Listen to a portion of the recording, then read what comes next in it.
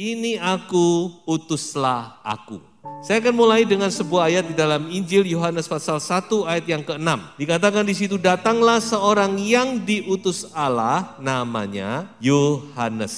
Di sini bukan Yohanes penulis Injil Yohanes, melainkan Yohanes Pembaptis. Jadi Yohanes Pembaptis itu adalah utusan Allah. Yang banyak utusan Allah, nabi-nabi semua di perjanjian lama itu diutus oleh Allah. Tapi Yohanes Pembaptis mempunyai satu kekhususan karena Yohanes Pembaptis membuka jalan bagi kedatangan Yesus Kristus Sang Mesias. Dia diutus Allah untuk membuka jalan, untuk menyatakan Yesus dan untuk membaptis Yesus. Jadi ada tugas khusus Yohanes Pembaptis. Jadi menarik sekali bahwa seorang yang diutus Allah. Saudara, Allah itu Allah yang mengutus. Allah mengutus manusia. Kita mesti ingat bahwa Allah itu mengutus.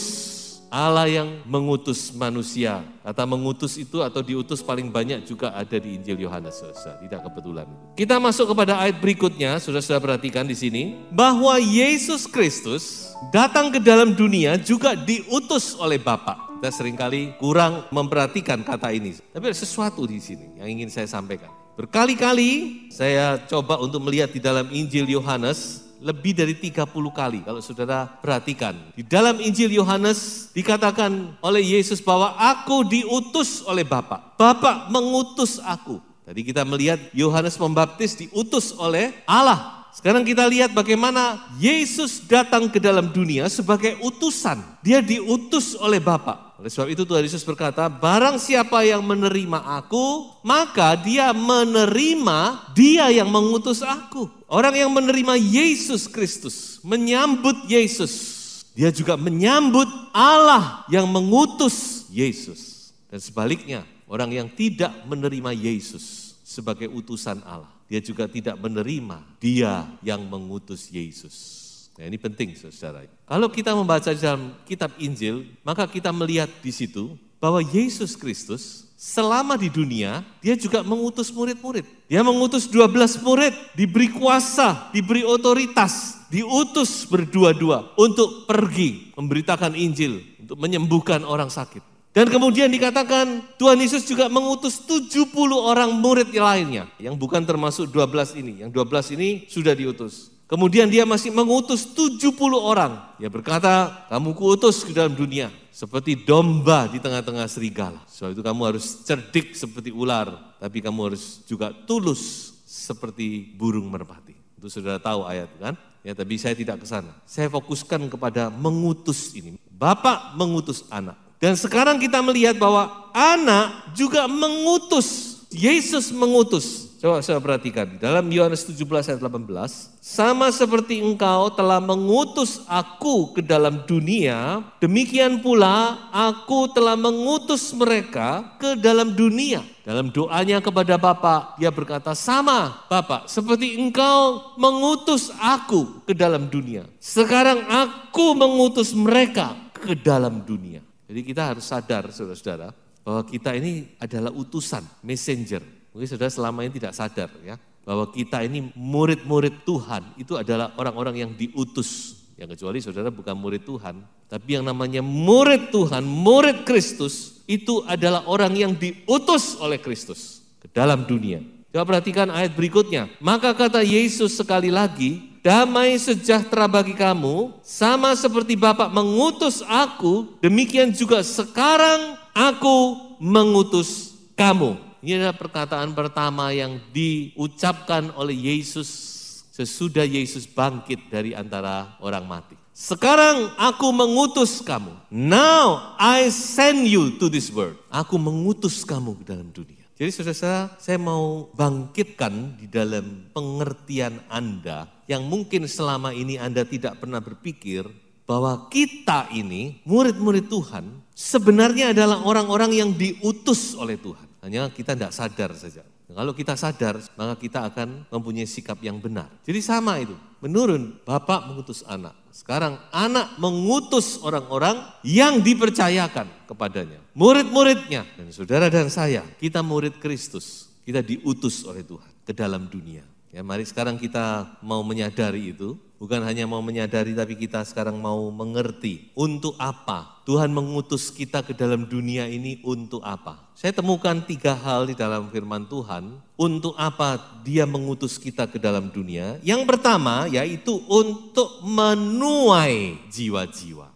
Yohanes 4 ayat 38, Aku mengutus kamu untuk menuai apa yang tidak kamu usahakan. Orang-orang lain berusaha dan kamu datang memetik hasil usaha mereka. Perhatikan ini saudara, terutama bagi kita yang hidup di akhir zaman ini. Kita ini penuai-penuai. Tuhan jelas berkata, Aku mengutus kamu untuk menuai. Mana yang lebih berat, yang menanam atau yang menuai? Pasti yang menanam lebih berat. Yang memelihara lebih berat. Yang menuai juga berat, tapi lebih berat yang menanam saudara. Menuai itu kan cuma menikmati hasil sebenarnya. Jadi penuai itu penting. Di pasal yang sama Tuhan Yesus berkata, tuaian banyak tapi pekerja sedikit, berdoalah untuk pekerja. Minta kepada Bapa. Lihat, ladang sudah menguning. Inilah zaman di mana Anda dan saya saat ini berada. Terutama mungkin Anda yang masih muda-muda ya. Anda harus sadar bahwa Anda adalah penuai-penuai. Diutus oleh Tuhan Yesus untuk menuai jiwa-jiwa. Orang-orang lain berusaha, kamu datang memetik hasil usaha mereka. Siapa orang-orang lain? Itu pendahulu-pendahulu kita. Apakah itu orang tua kita atau mungkin nenek kakek kita. Mereka sudah berusaha, mereka sudah berjerih lelah. Ada yang menabur, ada yang menanam, ada yang menyiram. Dan sekarang tugas kita adalah menuai, memetik hasil itu. Harus dipetik, kalau enggak ya sia-sia semuanya, bukan? Sia-sia orang yang menanam, menabur, menyiram, memelihara. Kalau tidak ada yang menuai juga sia-sia. Jadi tugas kita ini menuai, saudara. Lalu apa yang diminta oleh Tuhan? Apa yang perlu kita miliki sebagai penuai? Kita harus rajin. Saudara masih ingat dengan Rut, bukan? Bagaimana dikatakan Rut itu waktu dia menuai gandum, dia begitu rajinnya. Dikatakan dari pagi sampai malam dia berjalan. Ini Rut ini bukan pemilik gandum, dia cuma mengambil gandum-gandum yang jatuh-jatuh tersisa-sisa. Itu pun dia begitu rajin. Itu yang menarik perhatian dari Boas. Karena Rut itu rajin, saudara juga harus rajin. Anak Tuhan itu tidak boleh malas, harus bekerja, bekerja dan bekerja. Penuai itu harus rajin, saudara. Dia harus bekerja, memakai seluruh tenaganya, waktunya. Dan bukan cuma rajin, tapi juga harus punya semangat. Sekarang fasilitas kita ini sangat luar biasa, tapi semangatnya yang biasa-biasa. Kalau pendahulu-pendahulu kita fasilitasnya terbatas, bahkan tidak punya fasilitas, tapi mereka dengan semangat juang yang luar biasa. Mereka menanam, menabur, menyiram. Kita yang tinggal menuai saja dengan fasilitas yang sudah luar biasa ini, kita nggak punya semangat, kita harus malu. Jadi ini yang pertama, untuk apa Tuhan mengutus kita? Untuk apa kita ditempatkan di generasi ini? Adalah untuk menuai jiwa-jiwa. Amin. Yang kedua, saudara-saudara, kita diutus untuk mengerjakan pekerjaan Bapa. Yohanes 9 ayat 4. Kita harus mengerjakan pekerjaan Dia yang mengutus aku selama masih siang. Akan datang malam di mana tidak ada seorang pun yang dapat bekerja. Jadi dikatakan kita diutus untuk mengerjakan pekerjaan siapa? Pekerjaan Bapa. That is your father's work. Bukan pekerjaan orang lain. Itu pekerjaan Bapa kita. Bapa Anda dan Bapa saya. Makanya kita kerja itu harus sungguh-sungguh. Karena ini pekerjaan bukan pekerjaan orang lain, saudara. Kalau saudara lihat sekarang, zaman sekarang, saudara ya. Untuk mendapatkan pekerja yang tanggung jawab, yang punya rasa memiliki itu hampir enggak dapat, saudara. Itu jangan kaget ya, jangan heran. Pekerjaan sekarang ini ya begitulah, saudara. Karena tidak punya rasa memiliki. Ya ini pekerjaannya orang lain. Bekerja hanya untuk ya sekedar lah. Makanya Tuhan Yesus kata, ini pekerjaan Bapa. Kita harus mengerjakan ini karena ini pekerjaan Bapa. Kita anak, kita harus punya roh anak. Sikap hati anak, jangan punya sikap hati orang upahan. Karena orang upahan memang ya kerja seadanya, asal-asalan. Belum jamnya amblas sudah. Gak ada urusannya, itu bukan milik saya. kita nggak boleh punya sikap hati gitu. Kita harus punya sikap hati ini, pekerjaan Bapak. Aku diutus oleh Bapak untuk melakukan pekerjaan, mengerjakan pekerjaan ini. Soalnya itu kerjakan dengan sebaik-baiknya. Jadi bicara pekerjaan Bapak itu saudara jangan sampai salah paham. Saya tidak sedang berbicara kepada hamba-hamba Tuhan di mana saudara mau jadi hamba Tuhan. Walaupun sepertinya firman Tuhan ini lebih cocok kalau dikhotbahkan untuk anak-anak sekolah Alkitab. Betul. Tapi saya percaya, saya sangat percaya setiap orang percaya, setiap murid Tuhan itu punya tanggung jawab tentu dengan kapasitas kita masing-masing. Sebab Tuhan Yesus berkata gini, saudara, supaya kita mengerti ya. Nah ini, kapan kita mengerjakan pekerjaan Bapa? Coba saudara baca ini ya, saya bacakan ya. Kolose pasal 3 ayat 23 dan 24. Apapun juga yang kamu perbuat, perbuatlah itu dengan segenap hatimu seperti untuk Tuhan dan bukan untuk manusia. Kamu tahu bahwa dari Tuhanlah kamu akan menerima bagian yang ditentukan bagimu sebagai upah. Kristus adalah Tuhan dan kamu hambanya. Paulus berkata, kapan kita mengerjakan pekerjaan Bapa? Kapan pekerjaan itu adalah pekerjaan Bapa? Apakah hanya kalau kita di gereja, kalau kita melayani, atau kalau kita melakukan pekerjaan yang berkaitan dengan gereja? Tidak. Setiap pekerjaan yang Tuhan percayakan bagi kita. Firman Tuhan berkata, kerjakan itu dengan sepenuh hatimu. Seperti untuk Tuhan. Karena dari Tuhanlah nanti kita akan menerima upah kita. Sebab itu mari kita punya sikap hati yang benar. Apalagi kalau kita melakukan pekerjaan yang berkaitan dengan pekerjaan Tuhan secara langsung, maka kita harus lebih lagi mempunyai sikap hati yang benar. Sungguh-sungguh kita lakukan, bukan asal-asalan. Yang ketiga, saudaraku, untuk apa kita diutus? Untuk memberitakan kabar baik. Haleluya. Roma 10, 14 dan 15. Tetapi bagaimana mereka dapat berseru kepadanya jika mereka tidak percaya kepada Dia? Bagaimana mereka dapat percaya kepada Dia jika mereka tidak mendengar tentang Dia? Bagaimana mereka mendengar tentang Dia jika tidak ada yang memberitakannya? Dan bagaimana mereka dapat memberitakannya jika mereka tidak diutus? Seperti ada tertulis, betapa baiknya kedatangan mereka yang membawa kabar baik. Haleluya. Setiap kita diutus oleh Tuhan untuk memberitakan kabar baik. Kata kabar baik itu adalah Injil, good news. Injil itu kabar baik. Ya, sekarang kita banyak kali di WA ya, yang kita dengar adalah hoax. Yang saya sedih, anak-anak Tuhan juga ikut memberitakan hoax, menyebar hoax yang enggak tentu kebenarannya. Kita suka sebarkan di grup ini. Padahal tanggung jawab kita yang utama adalah menyebarkan apa? Kabar baik. Kenapa Anda tidak lakukan? Kenapa Anda memilih menyebarkan hoax? Menyebarkan hal-hal yang enggak tentu benar. Menyebarkan hal-hal yang enggak benar malahan. Kenapa Anda tidak memilih menyebarkan kabar baik? Padahal Anda punya kesempatan untuk itu. Ayo beritakan kabar baik. Memberitakan kabar baik ini sekarang sangat mudah. Kalau dulu mungkin saudara konotasinya berarti saudara seperti harus menjadi saksi, saudara kemana, menyaksikan. Sekarang sangat mudah bukan? Anda bisa share, firman Tuhan di-share, link-link ibadah di-share, link-link doa di-share. Daripada kita nge-share link-link yang enggak jelas. Beritakan saudara. Anda diutus untuk membawa berita kabar baik. Haleluya. Karena dunia ini butuh kabar baik. Amin. Ya, jadi ada 3. Yang pertama, kita diutus untuk apa? Menuai jiwa, menuai. Yang kedua, kita diutus untuk mengerjakan pekerjaan Bapa. Dan yang ketiga, kita diutus untuk memberitakan kabar baik. Dan saya mau akhiri khotbah ini dengan 2 cerita dari Alkitab. Yang pertama yaitu tentang Nehemia, seorang yang dipakai Tuhan untuk membangun tembok Yerusalem. Sebelum dia diutus oleh Tuhan. Orang Israel atau orang Yahudi sudah pulang ke tanah perjanjian kurang lebih 1 abad. Mereka membangun bait Allah di bawah pimpinan Zerubabel. Tapi kurang lebih 1 abad, coba saya bayangkan ini, tembok Yerusalem tetap menjadi reruntuhan. 1 abad itu berapa generasi? Kadang-kadang saya juga heran ya.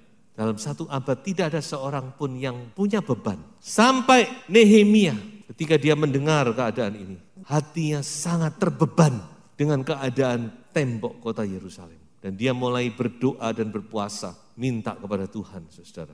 Dan akhirnya singkat cerita, dia diutus oleh Tuhan melalui Raja Persia waktu itu. namanya Raja Artasasta. Karena dia memang pegawai Raja Persia. Dia diutus untuk pulang ke tanah perjanjian, untuk membangun tembok. Dan kalau saudara baca di dalam kitab Nehemia, banyak sekali tantangan yang dia hadapi, saudara. Baik dari luar, baik dari dalam, baik dari orang-orang yang di luar maupun orang-orang dalam sendiri. Ternyata tidak mudah memang mengerjakan pekerjaan Tuhan ini, saudara. Tapi dia teguh, dia tidak goyah, sehingga dikatakan tembok itu dalam waktu 52 hari terbangun. 1 abad terbengkalai, 52 hari terbangun. Jadi tergantung niat sebenarnya. Banyak hal itu saudara-saudara, kalau memang niat ya pasti bisa memang. Dengan pertolongan Tuhan. Utuslah aku, dia berkata kepada raja.